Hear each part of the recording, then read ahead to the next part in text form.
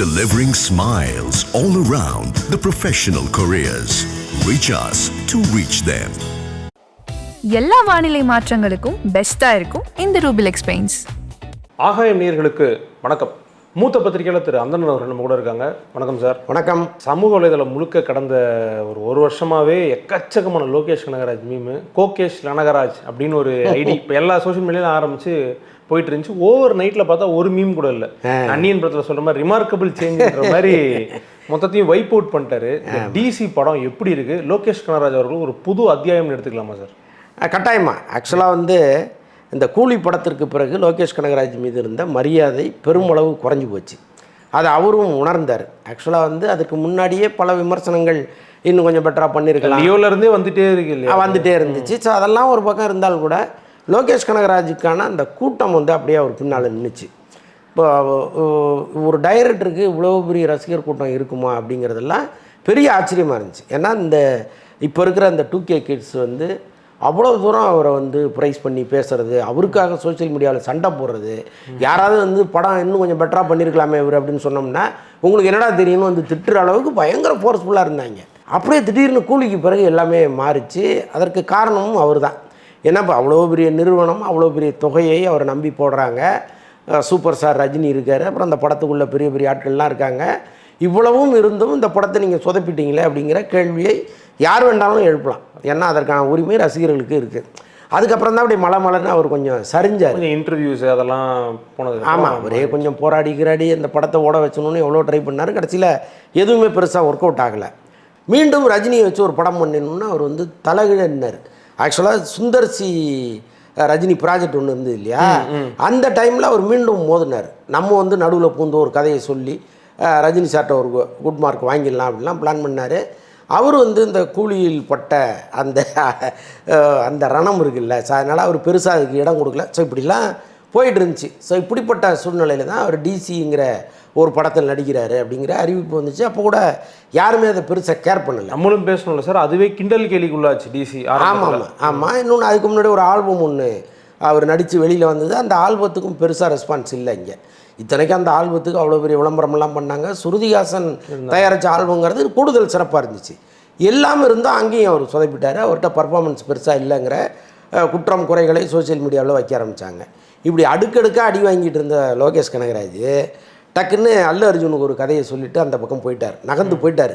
ஆனால் இந்த டிசி படத்து மட்டும் மேலே அவருக்கு ஒரு பெரிய நம்பிக்கை இருந்துச்சு.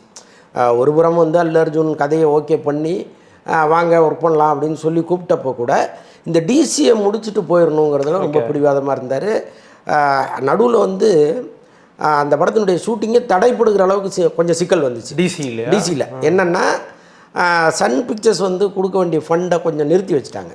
ஏன்னா அந்த படம் கொஞ்சம் எக்ஸஸாக போகுது, பட்ஜெட்டு சொன்ன பட்ஜெட்டை விட அதிகமாக போகுதுங்கிறதெல்லாம் மனசில் வச்சுக்கிட்டு கொஞ்சம் கண்ட்ரோல் பண்ணணும்னு நினச்சி ஒரு வேலை பார்க்கும்போது இவர் என்ன பண்ணார், சார் ஒன்றும் பிரச்சனை இல்லை, நான் என் பணத்தை போட்டு இந்த படத்தை முடிச்சிடுறேன், கணக்கு வழக்குகள் நம்ம அப்புறம் பார்த்துக்கலான்னு சொல்லி அந்த அளவுக்கு இந்த படத்தின் மீது ஒரு இன்வால்மெண்ட்டோடு இருந்தார். ரிஸ்க்கு தான். ஆமாம், அவருக்கு ஒரு நம்பிக்கை இருந்துச்சு, இந்த படம் ஜெயிக்குங்கிற நம்பிக்கை அவருக்கு இருந்துச்சு.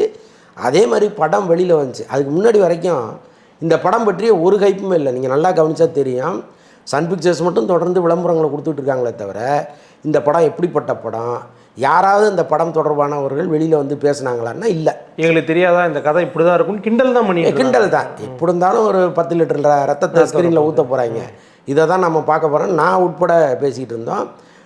டைரக்டர் பேசலை, லோகேஷ் கனகராஜ் பேசலை. அந்த படத்தில் 2 ஹீரோயின் லட்டாக நடிச்சிருக்காங்க, 2 பேருமே பேசலை. இப்போ அவங்கெல்லாம் பேசியிருந்தாங்கன்னா ஒருவேளை இன்னும் கூட ஹைப் வந்திருக்கலாம், நமக்கு தெரில.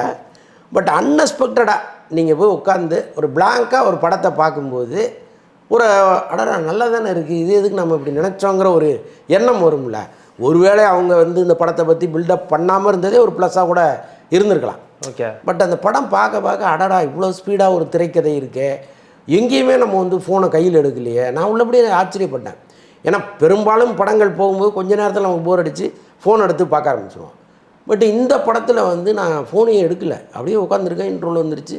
இன்ட்ரோலுக்கு பிறகு படம் முடிஞ்சு போச்சு. அடாடா என்னடா இவ்வளோ ஃபாஸ்ட்டாக ஒரு படத்தை நம்ம பார்த்தோமே அப்படின்ட்டு ரொம்ப ஆச்சரியமாக இருந்தது. இதில் லோகேஷ் கனகராஜ் கேரக்டருக்கு பெருசாக நடிப்பதற்கு வேலை இல்லை. ஓகே, ஒருவேளை அப்படியே பிழிய அவர் நடிக்க வேண்டிய சூழ்நிலை இருந்திருந்தால் நம்ம விமர்சனம் கூட பண்ணியிருப்போம். ஏன்னா இப்போ சரியாக பண்ணியிருக்காரா இல்லையாங்கிற ஒரு டிபேட் வந்திருக்கும். ஆனால் அதற்கான இடமே அந்த படத்தில் எங்கேயுமே இல்லை. அவர் ஸ்மார்ட்டாக தான் சூஸ் பண்ணியிருக்காரு. ரொம்ப அழகாக சூஸ் பண்ணிட்டார். இந்த கதையவே ஒரு ரக்கடான ஒரு ஆள், அவன் எதுக்கும் கலங்காதவன், ரொம்ப கலங்க வேண்டிய ஒரு இடத்தில் கூட அவர் ரொம்ப அப்படியே டேக் இட் ஈஸியாக ஒரு டைலாகை சொல்லிட்டு போயிட்டே இருப்பார். அவங்க அப்பாவை மீட் பண்ணுற இடம், கடைசியாக அவங்க அப்பாவை மீட் பண்ணுறதுக்கு வருவார். ஏதோ அப்பாவும் மகனும் வந்து ரொம்ப நாள் கழித்து சந்திக்கிறாங்க, அப்படியே வந்து ஒரு நெகிழ்ச்சியான ஒரு கான்வர்சேஷன் இருக்க போதெல்லாம் நம்ம நினச்சிட்டு இருந்தோம்னா அவர் ரொம்ப போகிற போக்கில் ஒரு 2 வார்த்தையை சொல்லிட்டு போயிட்டே இருப்பார். அவர் அந்த இடத்துல கூட அவருக்கு நடிப்பு அவசியப்படல. ஸோ அப்படிப்பட்ட ஒரு கேரக்டராக அவர் உருவாக்குனது பெரிய ப்ளஸ்ஸாக போயிடுச்சு. அப்புறம் படத்தில் வந்த அந்த 2 பெண்கள், அவங்களுடைய கேரக்டர் வந்து படத்துக்கு பெரிய தூணாக நின்றுடுச்சு. ஆக்சுவலாக இந்த படம் வெறும் ராவாக வெறும் வெட்டுக்குத்தாக இருந்ததுன்னா இந்த படத்தை பெருசாக யாருமே சீண்டிருக்க மாட்டாங்க. அந்த 2 கேரக்டர் இருக்குல்ல, அது வந்து மனசை நெகிழ வச்சிருச்சு. அது ஒன்று கடைசியாக அந்த பொண்ணு என்ன பண்ணுவா, அந்த வாமிகா கவி, அவங்க வந்து இந்த பணம் கலெக்ட் பண்ணி தரேன்னு சொல்லி ஒரு 2 இடங்களுக்கு கூப்பிட்டு போவாங்க. அந்த காட்சியெல்லாம் பிரமாதமாக இருக்கும் படத்தில். ஓகே. அதே மாதிரி அருண் மாதேஸ்வரன் அவர்கள் வந்து இஷ்டத்துக்கு படம் இல்லை அடுத்தடுத்து பண்ணிடலாம் அப்படின்ற ஆளில் சூஸியாக பண்ணுறவர் தான். இந்த படம் வந்து அவருடைய ஸ்டைல்லேருந்தே மாறுபடுது, இதுவும் வித்தியாசமாக இருக்குது, டேரக்டரும் சூப்பராக பண்ணிட்டாருன்ற ஒரு டாக் இருக்குது. டேரக்ஷன் ஆக்டிங் ரெண்டுமே இந்த படத்தில் நல்லா இருக்கா சார்? ஆமாம், ரெண்டுமே நல்லாயிருக்கு. இன்னொன்று, இப்போ இந்த படம் தான் அவர் முதல் படமாக பண்ணணும்னு நினச்சிட்டு இருந்தாராம். ஓகே. அருண் மாதேஸ்வரன் வந்து இந்த கதையை ஏற்கனவே எழுதி வச்சுருந்துருக்கிறாரு. எழுதி வச்சு இதைத்தான் முதல் படமாக பண்ணணும்னு பல பேரை அப்ரோச் பண்ணியிருக்காரு. யாருமே பெருசாக கண்டுக்கல. ஸோ அதுக்கப்புறம் தான் வேறு வேறு படங்களை பண்ணிவிட்டு இங்கே வர்றாரு. இப்போ மறுபடியும் இந்த கதையை எடுத்துக்கிட்டு விஜய் தேவரகொண்டாட்ட போயிருக்காரு. அவர் கதையெல்லாம் கேட்டுட்டு இதே ஜானரில் நான் ஒரு படம் பண்ணிகிட்டு இருக்கேன், இந்த படம் பண்ணேன்னா அப்படியே ரிப்பீட் பண்ணுற மாதிரி இருக்கும், அதனால் அது வேண்டான்ட்டாரன். அப்புறம் லோகேஷ் கனகராஜ்கிட்ட அவர் சொல்லியிருக்காரு, என்னங்க எப்படி இருக்குன்னா. அப்புறம் லோகேஷ் கனகராஜ் என்ன பண்ணியிருக்காரு, நானே நல்ல ஹீரோக்களை உங்களுக்கு சஜஸ்ட் பண்ணுறேன் அப்படின்னு சொன்னோடனே அப்போ இவர் சொல்லியிருக்காரு, யாராருக்கோ சொல்கிறதுக்கு நீங்களே பேசாமல் வாங்கலை நடிச்சிருங்களேன், அந்த குழந்தையே நீங்கள் தான் சார் அப்படின்னு சொன்னோடனே அந்த செகண்டில் மாறினது தான் எல்லாமே. நீ பாருங்கள், ரொம்ப பாசிட்டிவாக எல்லாமே வந்து இந்த படத்துக்காகவே உருவானது மாதிரி ஆயிடுச்சு பாருங்கள். ஆக்சுவலாக விஜய் தேவரகொண்டாட்ட ஒரு ரவுடி டிசி அப்படின்னு சொல்லியிருந்தானா மேபி பண்ணியிருக்கலாம். ஏன்னா அவர் விரும்புகிறார் அந்த வார்த்தையை. ஆமாம் ஆமாம் சார். அனிருத் அவர்கள் வந்து படத்தை தூக்கி சுமக்கிறாரு இப்போது அப்படின்றதான் சோஷியல் மீடியா முழுக்க டாக்காக இருக்குது. பட் அப்படி எழுதுறவங்களும் என்ன சொல்லிட்டாங்க அப்படின்னா, இந்த படம் தான் பெஸ்ட்டு, இது வரைக்கும் அவர் போட்ட மியூசிக்கில் இதுதான் பெஸ்ட்டு அப்படின்ட்டாங்க. அவ்வளோ சூப்பரான மியூசிக்காக இல்லை அனிருத் வந்து நெக்ஸ்ட் லெவல் போயிட்டாரா சார்? அவர் எப்போவோ அந்த லெவலில் தாண்டி எங்கேயோ போயிட்டார். இப்போ அவர் பேருக்குன்னு ஒரு மரியாதை வந்துருச்சு இல்லை. இப்போ இந்த படத்துக்கு அனிருத் இசையமைச்சார்னா அந்த படமே ஒரு குவாலிட்டியான படம், அந்த டாப் டயரில் வந்துடுது இல்லை. ஸோ அப்படி ஒரு இடத்துக்கு அவர் வந்துட்டார். இப்போ இந்த படத்தை பொறுத்தளவுக்கு இது வரைக்கும் அவர் பண்ண பேக்ரவுண்ட் மியூசிக்கிலே பெஸ்ட் பேக்ரவுண்ட் மியூசிக் இதுதான் இந்த படம். ஏன்னா இப்போ நீங்கள் வந்து ஒரு ஆக்ஷன் காட்சிக்கு என்ன மாதிரி இருக்குங்கிறத கெஸ் பண்ணி வச்சுருப்பீங்க, யார் போட்டாலும் அப்படி தான் போடுவாங்க. ஆனால் அங்கே வந்து வேற ஒன்று போடுறாரு அவர், வேற ஒரு கர்நாடிக் மியூசிக்கை கொண்டு வந்து அங்கே நுழைக்கிறாரு. அது ஆச்சரியமாக இருக்குது. எப்படா ஃபைட் சீனுக்கு போய் ஒரு கர்நாடிக் மியூசிக் போடுறீங்கன்னா அது அவ்வளோ நல்லா இருக்குது. அதுதான் இங்கே இந்த அதை பொருந்தாத இடத்துல ஒரு பொருந்தாத விஷயத்தை பண்ணும்பொழுது அது நல்லா இருக்குது. ஓகே. ஸோ அப்படி ஆயிடுச்சு. அதாவது ஜீன்ஸ் போட்டு பரதநாட்டியம் ஆடின மாதிரி அப்படி ஆயிடுச்சு இது. ஸோ அது மாதிரி ஒரு புது முயற்சியெல்லாம் எடுத்ததுனால தான் இவ்வளோ தூரம் அதை நம்ம பேசுகிறோம். ஆக்சுவலாக சாய் அபியங்கர் சமீபத்தில் இப்படி ஒன்று பண்ணியிருந்தார் சார். ஒரு ஸ்லோகம் ஒருத்தர் ஒரு இதில் ஒரு பஜனையில் பாடுறாரு, அதுதான் கருப்புடைய பிஜிஎம்மாக இருக்குது, அதை எடுத்து அந்த மாதிரி பண்ணியிருந்தாங்க. இனிவேஸ் வித்தியாசமாக போடுறாங்க. விஸ்வநாதன் சன்ஸுடைய ட்ரெய்லர் வந்து ரிலீஸ் ஆயிருந்துச்சு.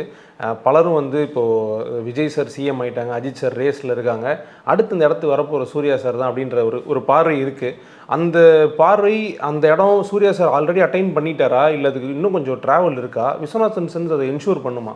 கட்டாயமாக பண்ணணும். அவர் என்றைக்கே அந்த இடத்த பிடிச்சிருக்கணும். நடுவில் ஒரு சின்ன தொய்வு அவருக்கு வந்துருச்சு, அது தவிர்க்க முடியாது. ஏன்னா எப்போவுமே ஒருத்தர் ஜெயிச்சிட்டே இருக்க முடியாது இல்லை, கரியர் கிராஃப்ன்றது அப்படி தானே அது இருக்கும். ஆனால் இவருக்கு என்னென்னா அது 10 வருஷமாக போயிடுச்சு.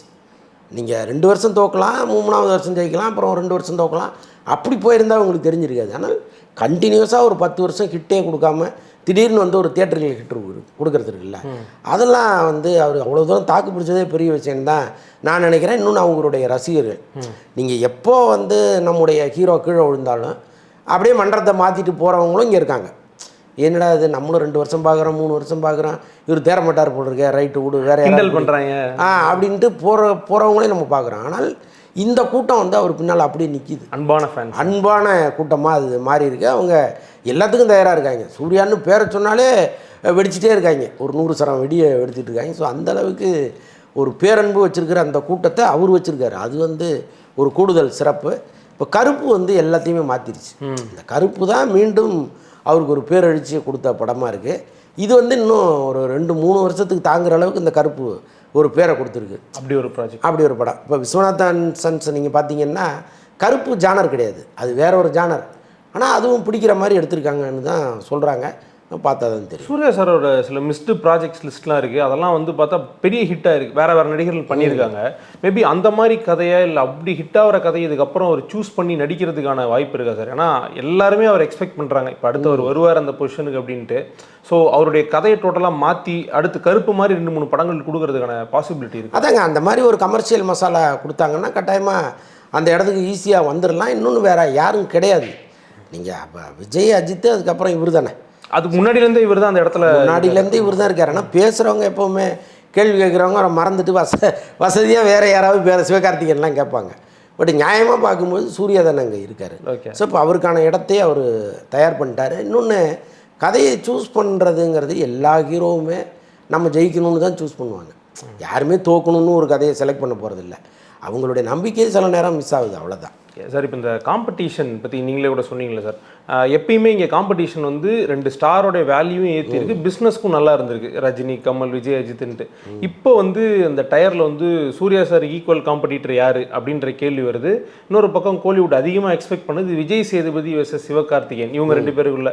விஜய் சேதுபதி சார் டோட்டலாக ட்ராக் மாதிரி அவர் ஒரு ஆர்டிஸ்டிக்கான ஒரு இதில் போயிட்டாரு. இப்போ காம்படிஷன் இல்லாத இந்த ஸ்பேஸ் வந்து சிவகார்த்திகேயன் சாருடைய க்ரோத்தை இல்லை அவருக்கு அந்த டஃப் கொடுக்குறதுல ஏதாவது பிரச்சனை ஏற்படுத்துதா? இருந்தால் இன்னும் பெட்டராக இருக்குமா? இல்லை, ஆக்சுவலாக இங்கே வந்துங்க இந்த போட்டியை உருவாக்குறது ரொம்ப முக்கியமாக இருக்குது. இப்போ அஜித்தும் விஜயும் வந்து நெருங்கிய நண்பர்களாக இருந்தால் கூட ரசிகர்களை மோத விட்டு வேடிக்கை பார்த்தாங்க. அதுதான் அவங்களுடைய வளர்ச்சிக்கு முக்கியமான காரணமாக. வியாபாரமும் அதிகமாக. ஆமாம், இதெல்லாம் வந்து தானாக நடந்ததுங்க, நாங்கள் எதுவுமே பண்ணலன்னு சொன்னால் நம்புறதுக்கு நம்ம தயாராக இல்லை. 2 பேருமே ஒரு 2 ஐடி விங்கை வச்சுக்கிட்டு மாறி மாறி மோதிக்கிட்டு இருந்தாங்க. அது ரசிகர்கள் இடத்துல பெரிய பிரச்சனையாக மாறிச்சு. அதை வச்சு அவங்க வளர்ந்தாங்க. அந்த டாக்டிக்ஸை சிவகார்த்திகேயனும் சூர்யாவும் உருவாக்குவாங்களான்னு எனக்கு தெரியல. ஒருவேளை சிவகார்த்திகேயனும் தனுஷும் அதை உருவாக்கிக்கலாம். சூர்யாட்ட இருக்கிற அந்த மெச்சூரிட்டி, பேசிக்கலாகவே ஒரு நல்லவருங்கிற அந்த இமேஜ், இது எல்லாம் சேர்ந்து ஒரு இழிவான சண்டையை சோசியல் மீடியாவில் போட வைக்காது. அவரையும் போட வைக்காது, அவருடைய ரசிகர்களையும் போட வைக்காது. ஸோ அப்படி இருக்கும்போது இந்த டாக்டிக்ஸ் ஒத்துக்குமாங்கிறது நமக்கு தெரில. அதை மீறி அவர் வந்து நின்னார்னா பெரிய விஷயம். ஆனால் இந்த தனுஷ் சிவகார்த்திகேயன், தனுஷ் சிம்பு இப்படிங்கிற இந்த போட்டி இருக்குல்ல, இது வந்து எங்கேயாவது வந்து நிற்கும். அந்த போட்டி இன்னும் போயிட்டே இருக்குல்ல சார், ரொம்ப நாள் போயிட்டே இருக்காது, எப்பவுமே போகும். இப்போவும் கூட சிம்பு அரசன் படம் வந்து அப்பப்போ தேங்கி ஷூட்டிங் நடந்துகிட்டு இருக்கு. அதுக்கு காரணம் சிம்புவாக இருக்கலாம், தயாரிப்பாளருடைய பொருளாதார பிரச்சனையாக இருக்கலாம், வெற்றிமாறனுடைய டிலேவாக இருக்கலாம், ஏதோ ஒன்று. ஆனால் இவங்க என்ன பண்ணுறாங்க, சிம்பு ரசிகர்கள் சம்மந்தமே இல்லாமல் தனுஷை கூட்டு வந்து கொத்து விடுறாங்க. எல்லாத்துக்கும் காரணம் அந்த தனுஷ் தான். தனுஷும் ஐஸ்வரி கணேஷும் சேர்ந்து தான் இந்த ப்ராஜெக்டை டார்ச்சர் பண்ணுறாங்க அப்படின்னு ஒன்று கிளப்புறாங்க. அப்போ இவங்க வந்து இந்த சண்டையை வந்து விரிவடைஞ்சிட்டே இருக்குது. அதுதான் அவங்களுக்கு ஒரு பெரிய பில்லராக மாறுது. ஸோ இந்த டாக்டிக்ஸ் வந்து சினிமாவுக்கு ரொம்ப முக்கியம்னு தான் நானும் பார்க்குறேன். இது வந்து அநாகரிகமானது, அருவருப்பானது அப்படிங்கிறதெல்லாம் ஒரு பக்கம் இருந்தால் கூட உங்கள் வளர்ச்சிக்கு அதுக்கு தேவையாக இருக்குது. ஹெல்த்தியான காம்படிஷன் ஆகுது. ஹெல்த்தியாலாம் இல்லை, அது ரொம்ப ஃபில்த்தியாக இருக்குது. ஹெல்த்தியாலாம் இல்லை, ஆனால் அது தேவைப்படுது இல்லையா? அது வந்து சூர்யா அந்த இடத்துக்கு வருவாரான்னு எனக்கு தெரியல. அது நமக்கு அவர் சிவகார்த்திகேயன் கூட வந்துடுவார். ஏன்னா சிவகார்த்திகேயனும் ஒரு 15-20 பேரை வச்சு இந்த ஐடி விங் வேலைகள்லாம் பண்ணிகிட்டு இருக்காரு. அவரும் இறங்கி சமமாக அவனோட சண்டை போட்டுட்டு இருக்காரு. ஆனால் சூர்யாவை பொறுத்தளவுக்கு அது ஒருபோதும் செய்யக்கூடியவர் அல்ல. ஒருவேளை தரம் தாழ்ந்து தன்னுடைய ரசிகர்களை பேசினா கூட அது கண்டிக்கிற இடத்துல தான் அவர் இருப்பார். ஓகே, ஒரு இன்டர்நெட் தியரி ஒன்று சோஷியல் மீடியாவில் பார்த்தேன் சார். என்னென்னா அடுத்த காம்படிஷன் வந்து லோகேஷ் கனகராஜ் சாருக்கும் இந்த பக்கம் வந்து பிரதீப் ரங்கநாதன் சார், இந்த 2 பேரும் டேரக்டர்ஸ் ஆக்டராக மாறிட்டாங்க, அடுத்து அவங்க தான் பாருங்க அப்படின்னு போட்டிருந்தாங்க. இதுக்கு சாத்தியம் இருக்கா? டேரக்டர்ஸ்லாம் வேற இப்போ நடிக்க வந்துட்டாங்க, அபிஷன் ஜீவிந்த் வரைக்கும். அது எந்த பக்கம் போவாங்கன்னு தெரியல. அடுத்தது இதுக்கு சாத்தியம் இருக்கா? இல்லை, அது 2 பேருமே வேற வேற ஜானர். 2 ஆக்ஷன் ஹீரோக்கள் சண்டை போட்டுக்கிறாங்க அப்படின்னா நியாயமாக இருக்கும். நீங்கள் பிரதீப் ரங்கநாதனுடைய ஸ்டைலே பாக்யராஜ் ஸ்டைலாக இருக்குது.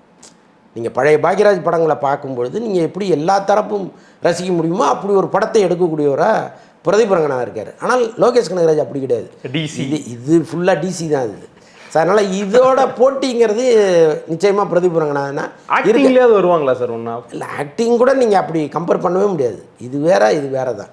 இன்னொன்று லோகேஷ் கனகராஜுக்கு இன்னும் நடிப்பு வர்றதுக்கு நிறைய பயிற்சி எடுக்கணும். அவர் வர்றாரு, போகிறாரு, முறைக்கிறாரு, அடிக்கிறாரு, அதுதான் இந்த படத்துக்கு சரியாக இருக்குது.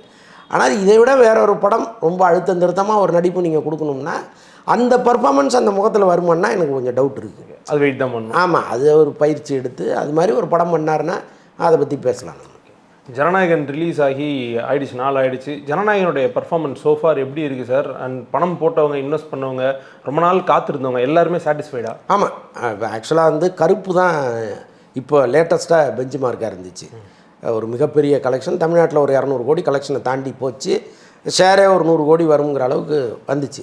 இப்போ அந்த கலெக்ஷனை இந்த படம் முறியடிக்குமாங்கிற ஒரு கேள்வி வந்துச்சு. என்னென்னா ஏற்கனவே 1.5 கோடி பேர் பார்த்துட்டான், இவன் ரிப்பீட் ஆகி தியேட்டருக்குள்ளே வரணும், அது ஏ சர்டிஃபிகேட் படம், அந்த மாதிரி பல பிரச்சனைகள் அதுக்குள்ளே இருந்துச்சு. அப்படி இருந்தும் இந்த படம் வந்து கருப்பு கலெக்ஷன்லாம் தாண்டி போயிடுச்சு. அப்போ தமிழ் சினிமாவை பொறுத்தளவுக்கு அது லீக் ஆன படமோ இல்லையோ விஜய் தான் சூப்பர் ஸ்டாருங்கிறது மறுபடியும் நிரூபிக்கப்பட்டிருக்கு. அந்த படம் வாங்கினவங்க எல்லாருமே சேஃப்டி தான். உங்களுடைய நேரத்துக்கும் கருத்துக்களுக்கும் ரொம்ப நன்றி சார். நன்றி.